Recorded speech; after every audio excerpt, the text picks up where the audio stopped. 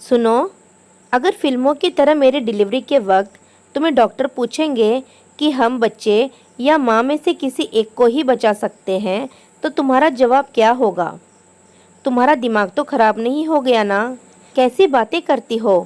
Please बताओ ना, मुझे जानना है कि तुम क्या कहोगे। मैं बिना देर किए हुए कहूँगा कि वो तुम्हें बचा ले। हो सकता है ये सही ना हो, मगर जब बात तुम्हारी हो तब मुझे सही गलत नहीं दिखता। मैं तुम्हारे 9 महीने की तकलीफ, तुम्हारे दर्द, तुम्हारे मातृ प्रेम और पिता बनने के मेरे सबसे प्यारे सपने को मैं एक पल की देर किए बिना भूलकर तुम्हें बचाऊंगा। क्योंकि जिस पल तुम ना रहो, उसके बाद एक सांस लेने पर भी मेरी आत्मा मुझे धिक्कारेगी।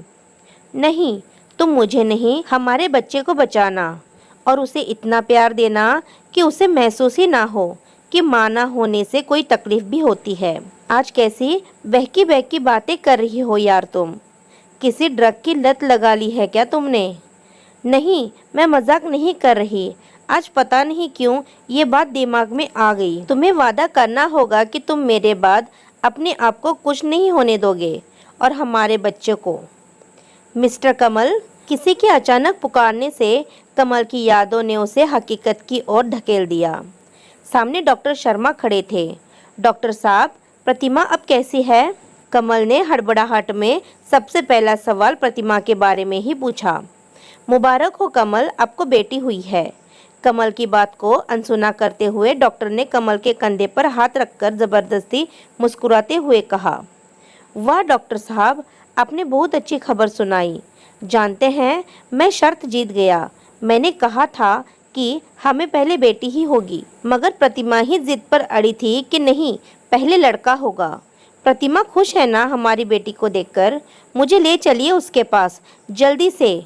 कमल की खुशी संभाले नहीं संभल रही थी। डॉक्टर शर्मा ने कमल के कंधे पर रखे हाथ की पकड़ को इस तरह मजबूत किया जैसे वो उसे संभालने के लिए खुद को तैयार कर रहे हो, और फिर अपने चेहरे की झूठी मुस्कुराहट को हटाते हुए गंभीर होकर कहा, देखिए कमल, हम सब बस कोशिश कर सकते हैं और हमने वही किया, मगर हमारे हाथ में कुछ नहीं होता। मतलब? आप क्या कह रहे हैं? मुझे समझ नहीं आ रहा। देखिए, मैं अपनी उत्सुकता को और नहीं रोक सकता। मुझे उन दोनों के पास ले चलिए। मुझे प्रतिमा का मुस्कुराता हुआ चेहरा देखना है। कमल आगे की तरफ बढ़ते हुए बोला। डॉक्टर ने पीछे से कहा, कमल, हम लाख कोशिशों के बाद भी प्रतिमा को नहीं बचा पाए। खून बहुत बह चुका था। बच्ची को तो बचा लिया, मगर प्रतिमा अपने दर्द से और लड़ नहीं पाई। नहीं नहीं नहीं डॉक्टर, आप ये सही नहीं कह रहे। ऐसा मत बोलिए। उसने आपको कहा है ना मुझे डरा देने को। वो जानती है मैं डर जाऊंगा, और मैं डर गया। अब प्लीज़ मुझे उसके पास ले चलिए। कमल अब अपने आप में नहीं था। कमल, खुद को संभालिए। आइए आपको आपकी बेटी से मिलवा दूं। डॉक्टर शर्मा कमल की हालत को अच्छे से समझ रहे थे। कमल अब मौन था, एकदम मौन, जैसे हजारों बेचैन लहरों को समेटे सागर मौन रहता है। जैसे काले बादलों को अपनी गोद में लिए हुए कई बार आसमान मौन हो जाता है, वैसे ही कमल मौन हो गया था अपनी अथाह बेचैन वेदनाओं को समेटे हुए। कमल की चोट तो इतनी गहरी थी जिससे उसकी आत्मा तक तड़प उठी थी। कमल, ये देखिए आपकी प्यारी बिटिया।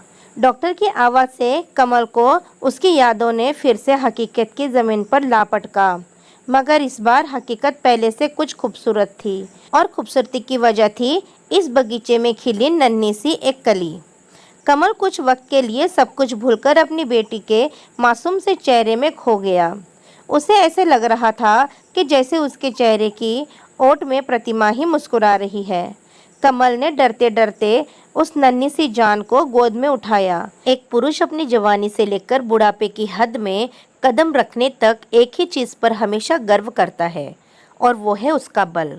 मगर जब वो अपने नवजात शिशु को गोद में उठा रहा होता है तो यही बल उसका सबसे बड़ा डर बन जाता है। उसे लगता है कहीं उसके सख्त हाथों से उसके बच्चे की नरम त्वचा छिल न जाए, कहीं उसके जोर से पकड़ने पर उस मासूम की कोई हड्डी टूट न जाए, कहीं वो उसके हाथों से फिसलकर गिर न पड़े। कमल को भी इस वक्त ऐसा ही डर महसूस हो रहा था। बड़ी सावधानी से बच्ची को उठाने के बाद वो कितनी देर तक उसे निहारता रहा। उसने मन ही मन प्रतिमा के वादे को याद करते हुए कहा कि वो जब तक उसके कदमों में वो सारी खुशियाँ नहीं रख देता जिसके बारे में ये सोचेगी, तब तक वो खुद को हर मुसीबत से बचा कर रखेगा। ये मेरी बेटी ही नहीं, प्रतिमा की अंतिम इच्छा भी है। वक्त अपनी रफ्तार में चलता रहा। कमल एक पिता और माँ दोनों का फर्ज अपनी औकात से ज़्यादा बढ़कर निभाता रहा। इस बीच कई रिश्तेदारों ने ये समझाने की कोशिश की कि अभी आधी से ज़्यादा उम्र बाकी है, इसलिए उसे दूसरा विवाह कर लेना चाहिए। तो इस पर हमेशा कमल ये जवाब देता कि अगर मैंने प्रतिमा की देह से शादी की होती तो शायद दूसरा देह की लालसा में मैं दूसरी शादी कर भी लेता, मगर हमने तो एक दूसरे की आत्मा से शादी की थी और हमारी शादी तब तक मान्य रहेगी जब तक आत्मा अपने अस्तित्व में रहेगी। आज 26 साल बीत गए थे प्रतिमा को गए हुए, मगर कमल अब भी उससे बातें किया करता था। उसे हर रात सोने से पहले बताया करता कि आज उसने और रचना ने क्या क्या किया। उसने हर एक बात प्रतिमा की कल्पना को बताई जो इन 26 सालों के बीच रचना और उसके बीच हुई।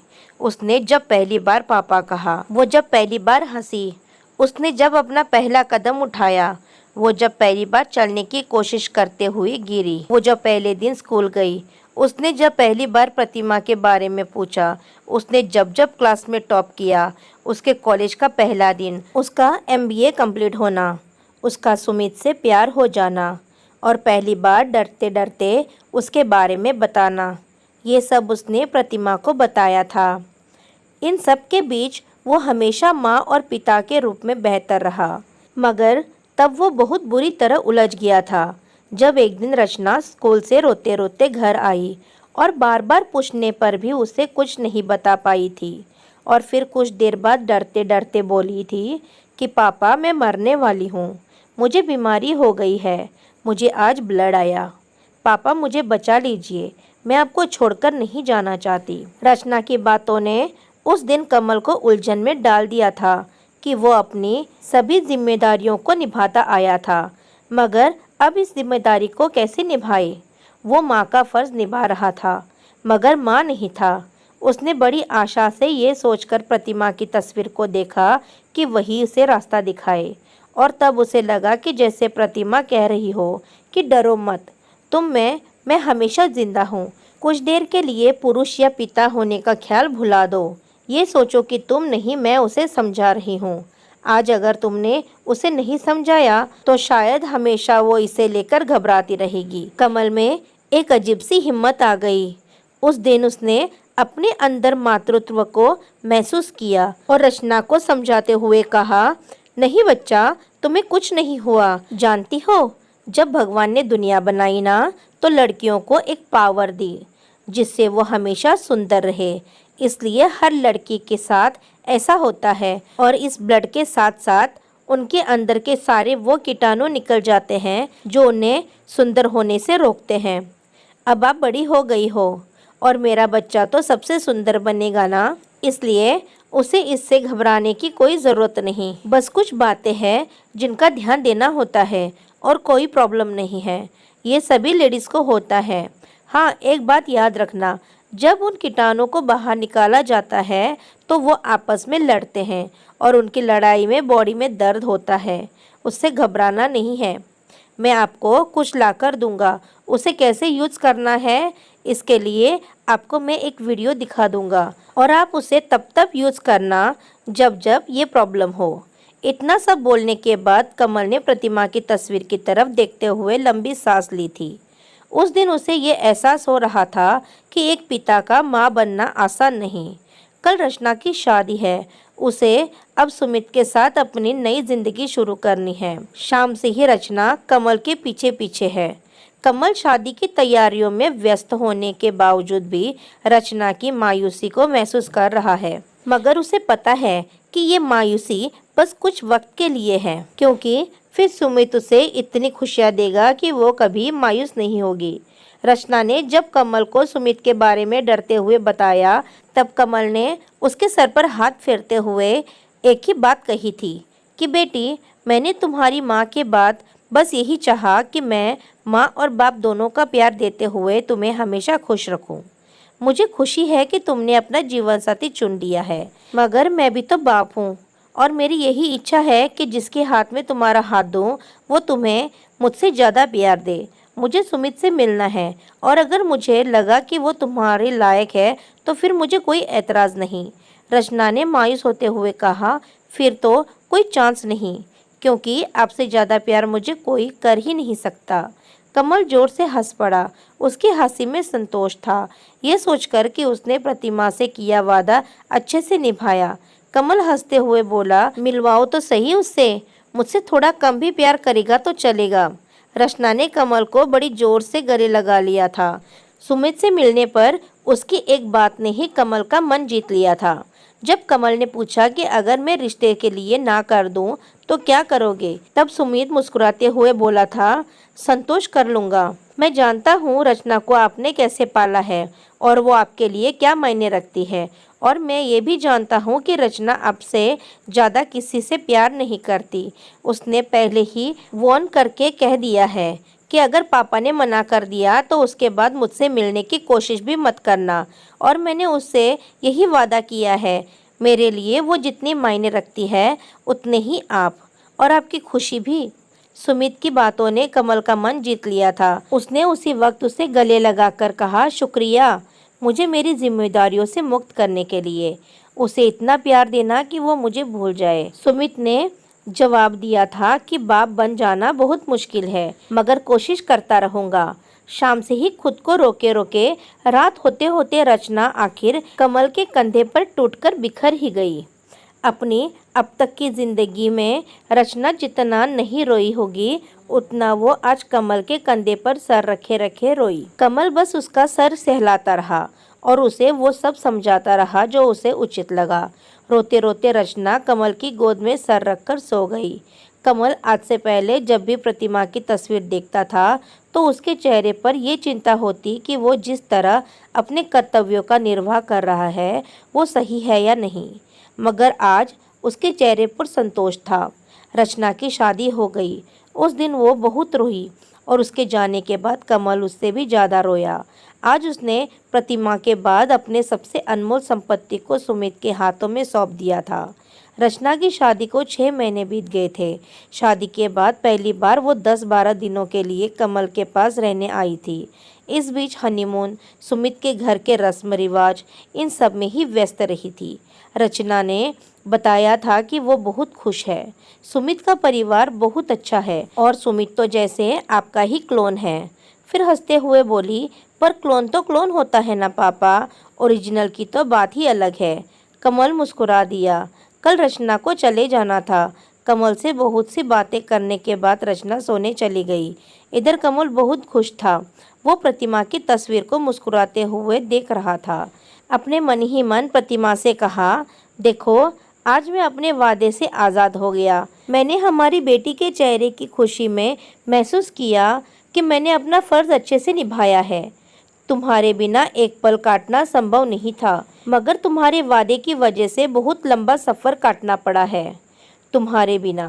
सोचते सोचते कमल की आंखों का वो बांध टूट गया जो उसने 26 सालों से बांध रखा था। कमल ने महसूस किया कि प्रतिमा तस्वीर से निकलकर मुस्कुराते हुए उसके सामने खड़ी है और उसके आंसू पोंछ रही है। कमल खड़ा हुआ और प्रतिमा की परछाई को गले लगा लिया।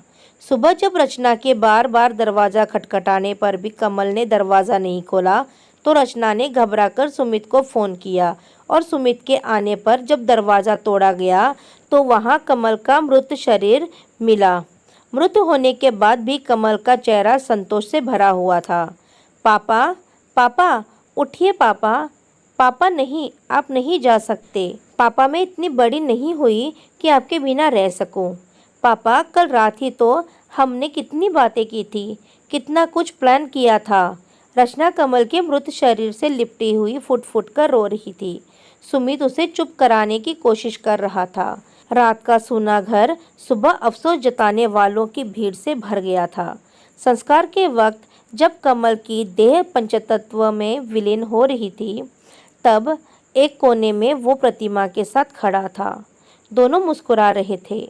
वर्षों बाद फिर से मिलने की खुशी दोनों के चेहरे पर झलक रही थी। उधर सूर्य अस्त हो रहा था और इधर इन दोनों की आत्माओं के मिलन की सुबह ने बड़ी शिद्दत से अंगड़ाई ली थी। प्रेम सच्चा होना चाहिए, मिलन हो ही जाता है, फिर चाहे इस जहान में या फिर उस जहान में। दोस्तों, ये कहानी यहीं पर ख़त्म होती है।